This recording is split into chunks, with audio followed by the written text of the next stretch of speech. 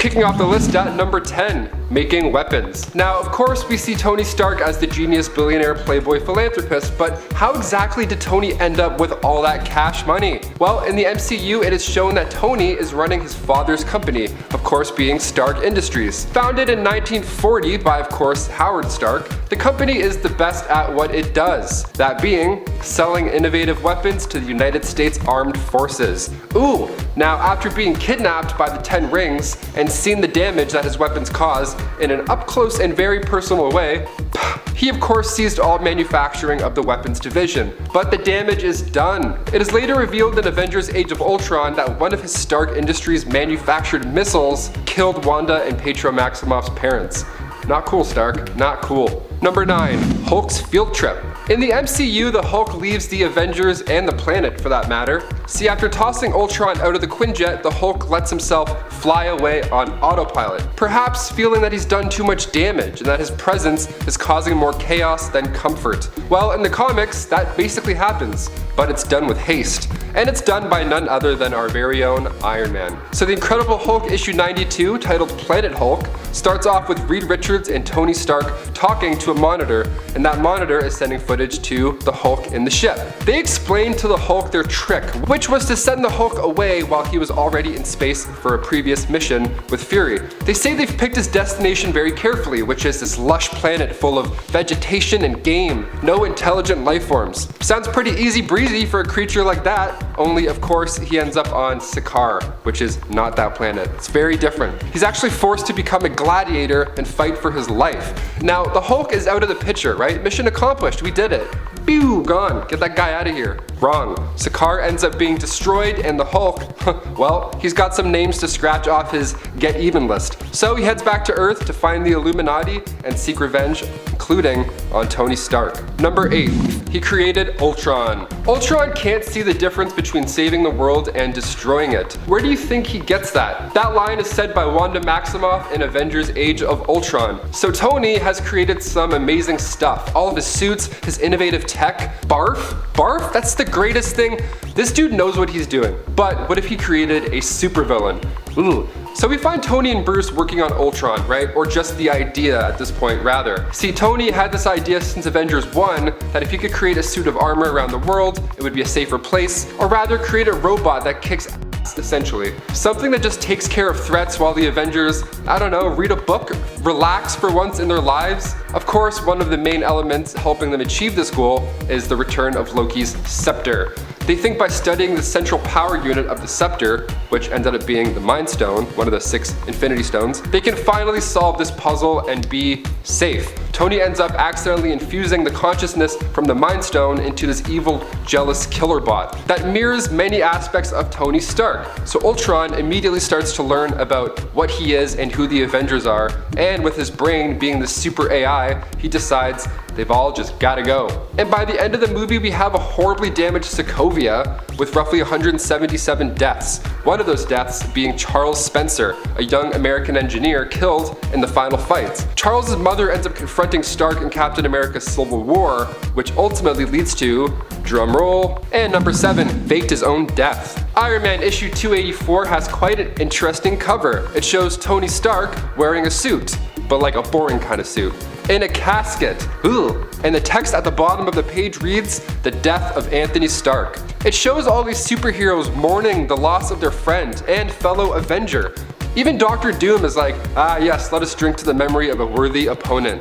Like, you know you're sick if Dr. Doom is like, yeah, cheers, I'll drink to you, that's cool. And to make things even crazier, he writes a note to Rhodey that says, "This keycard will give you full access to the entire complex. Take this CD-ROM disc to my office and play it on the AV system." Wow, nothing says futurist rich billionaire like, take this CD. It'll help you. Okay, you have to like wipe it off first. Put it in. So he puts it in and clicks play, and it is pretty awesome. It shows Stark explaining that somebody has to carry on for him. The world needs an Iron Man. And bam, you see a suit made just for Rhodey. What a moment. Tony continues to say that Iron Man was the greatest thing that he's ever invented, and he doesn't want it to die with him. Fair. I mean, it's pretty overwhelming for him though. I mean, all that responsibility of being the new Iron Man, plus mourning your best friend, plus figuring out how to run a company, that's a lot of. So finally, he suits up and it's epic. Iron Man lives again, but it turns out Tony wasn't actually dead at all, rather just under cryogenic stasis until a scientist sorted out his spinal software problems. Ha! Gotti! Number 6. Signing the Accords. Captain America Civil War was one of the most highly anticipated MCU movies, and it's pretty easy to figure out why.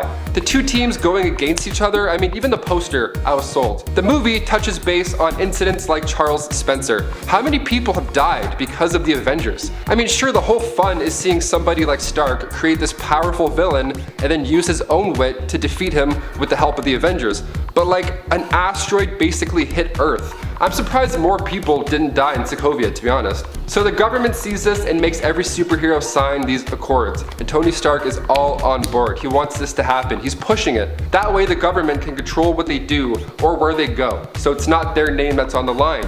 And if you don't sign, you retire. That's the deal.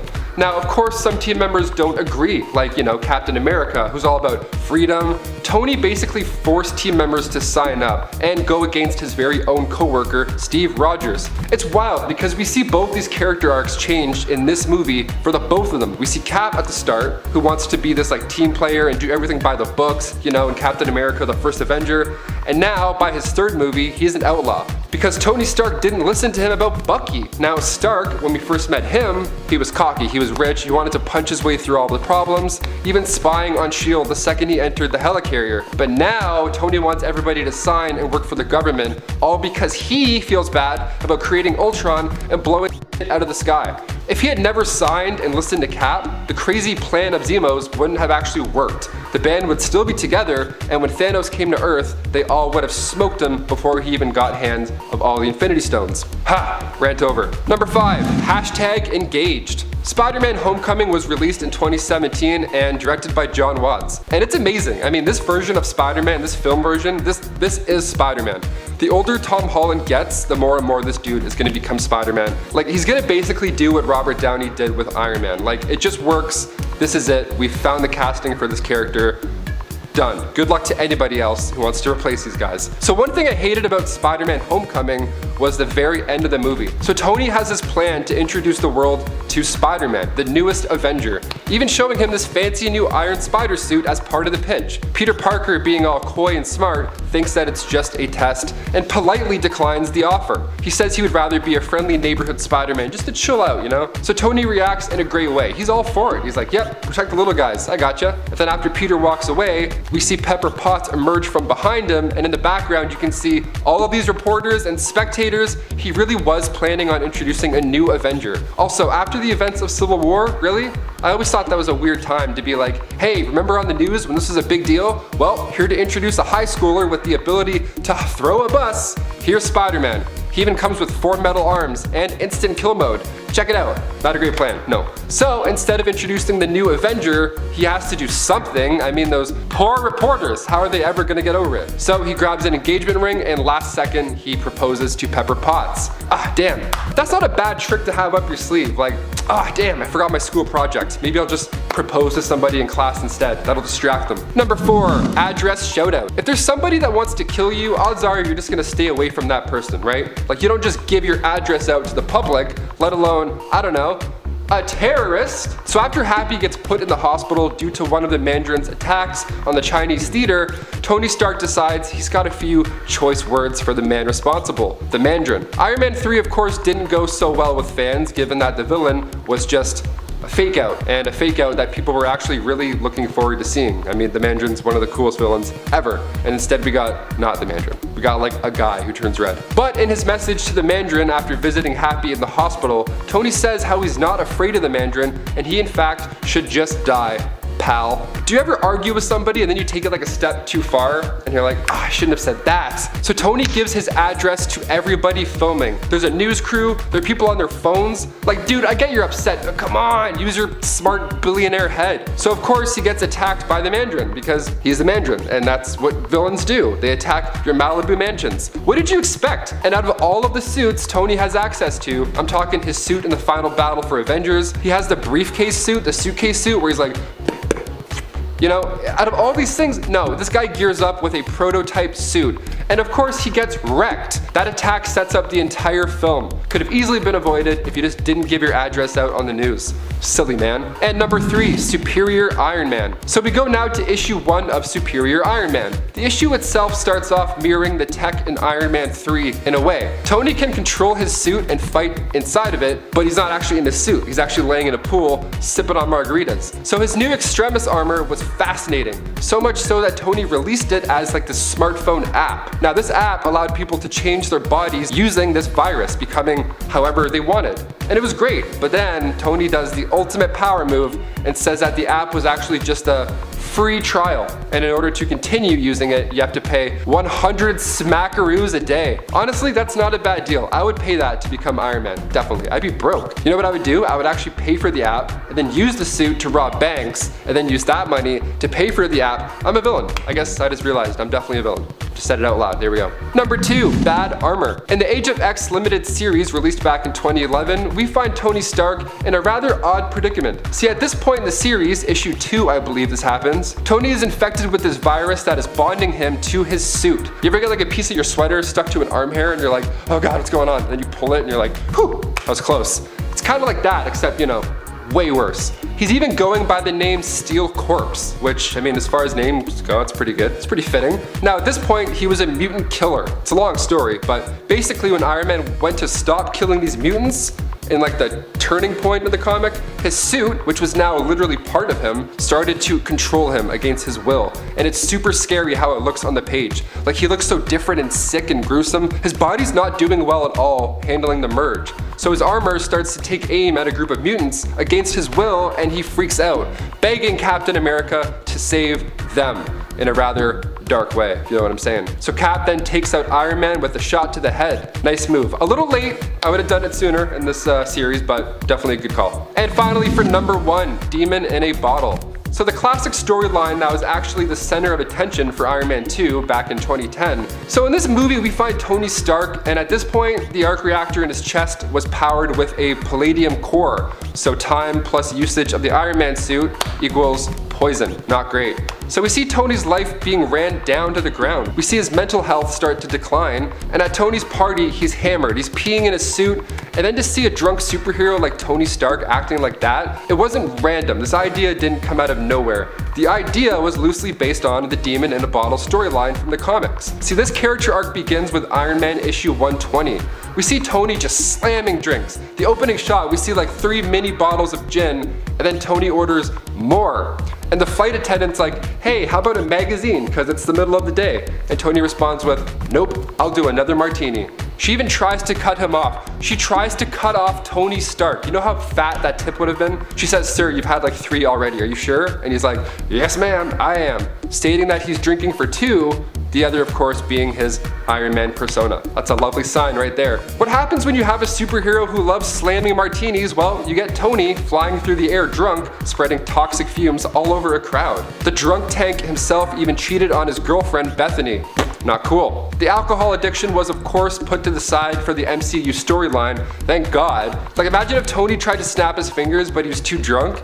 He's like, and I'm so hungry. Can we go home, please? Like, I gotta eat junior chickens right now. Coming in at number 10, we have a bit of an honorable mention with Maya Hansen from the MCU film Iron Man 3. A genetic scientist who helped create the Extremis virus, Maya doesn't really get a lot to do in the actual movie we got to see, mainly being a former fling of Tony's who is helping the main villain, tries to have a change of heart, but then gets awkwardly killed for her efforts by Aldrich Killian. In the original script of the movie, however, Maya was initially intended to be the main villain and the mastermind behind Extremis, a former flame of Tony Stark's that had developed the technology specifically to destroy him. And while the actual movie cut down her role considerably and changed her character's fate, she still gets an honorable mention for the villainous love interest she almost was. Coming in at number 9, we have Kathy Dare. Tony's had his fair share of bad relationships over the years, but few have ended as poorly as his romance with Kathleen Dare, a woman who took Tony's playboy ways incredibly personally and would eventually get back at Tony by shooting him in the chest. Paralyzed from this attack and suffering from severe nerve damage, Tony decided to stop his own heart so that he'd be placed into cryostasis until a solution could be found to his nerve damage. Unfortunately, Tony didn't tell many people what his plan was, causing many of his friends to believe he had died for good, and with Kathy becoming extremely grief-stricken after thinking she had killed her ex-boyfriend in a pretty dark ending to a pretty dark storyline. Coming in at number 8, we have Joanna Nevena, the very first fiancée of Tony Stark. Revealed in a flashback storyline during the 1980s, Joanna was a young woman engaged to Tony Stark when he first began to act as the superhero Iron Man. Unaware of his secret double life, Joanna at first was pushed away by Tony's odd behavior and assumed him to be cheating, until he finally told her the truth about his identity as Iron Man. And while for a time Joanna would encourage Tony to keep being a hero, she would eventually come to realize that he couldn't be both a superhero and a good husband to her, and so eventually broke off their engagement and hasn't been mentioned in the Marvel Universe ever since. Coming in at number 7, we have the villainous Madame Mask. Daughter of an other Iron Man villain known as Count Nefaria, Mask first met Tony Stark while undercover at Stark Industries under the name of Chrissy Longfellow. Becoming so romantically involved that they purchased a penthouse apartment together, things seemed great for Tony and Chrissy until her true identity was finally revealed and Iron Man accidentally destroyed the machine that was keeping her father alive, even if he would later reappear down the road. Furious at this turn of events, Madame Mask embraced her true scarred visage and left Tony for good, committing herself to becoming a criminal mastermind and becoming yet another member of Iron Man's Rogues Gallery. Coming in at number 6, we have Indris Mumji. Before he was one of the most beloved superheroes on the planet due to the popularity of the Iron Man movies, one of the most well-known traits of Tony Stark that has since been dropped is the character's struggles with being an alcoholic, and Indris is a character directly connected to that major storyline. Hired by the villainous Obadiah Stane, Indris posed as a bystander rescued by Iron Man and seduced Tony using pheromone chemicals along with her natural charms. Indris was ruthless and continually pushed Tony to relying on alcohol, and then eventually broke his heart at Stane's command, leaving Tony Stark at rock bottom and his drinking problems worse than ever, making this romance one of pure tragedy. Coming in at number 5, we have Bethany Cave. Another woman who met Tony during his heavy drinking phase, Bethany was assigned to Tony Stark's security team shortly after the death of her husband, and eventually found some comfort in the invincible Iron Man's arms. While Tony's drinking was a major issue in their relationship for a while, she would be an essential part in the process of helping him sober up. Unfortunately, their romance was not meant to last, as Bethany would eventually discover her husband was secretly alive, and after rescuing him from his circumstances, left Tony to be with the man she was meant to be with. Better luck next time, Stark. Coming in at number 4, we have Janet Van Dyne, aka The Wasp. Dating a coworker always comes with complications, and both Iron Man and the Wasp found out that lesson the hard way. After her marriage to Hank Pym, the original Ant-Man, fell apart, Janet found herself rebounding with Tony Stark, while being unaware that he was actually Iron Man, aka the co-founder of the Avengers team along with her and Hank. Even Captain America tried to warn Tony that their relationship was doomed for disaster, but it took Janet finding out for herself that Iron Man and Tony Stark are one and the same to put an end to their romance, even if they'd share a few more flirty moments in the future once she was properly divorced from Hank Pym. Coming in at number 3, we have Natasha Romanoff, aka the Black Widow. If I had a nickel for every time Tony Stark was romanced by an undercover agent within his own company, we'd probably have more nickels than you'd expect. Initially falling for Natasha while she was still a spy for the Russian government, their romance initially ended once Tony found out about the whole secret agent for an enemy power thing. However, the two were surprised to find their destinies intertwined when they both were early members of the Avengers team, now fighting for the same side. And while they initially seemed ready to try their romance again, the two have since decided to remain friends and allies, and determined the fate of the planet is probably more important than their office flirting.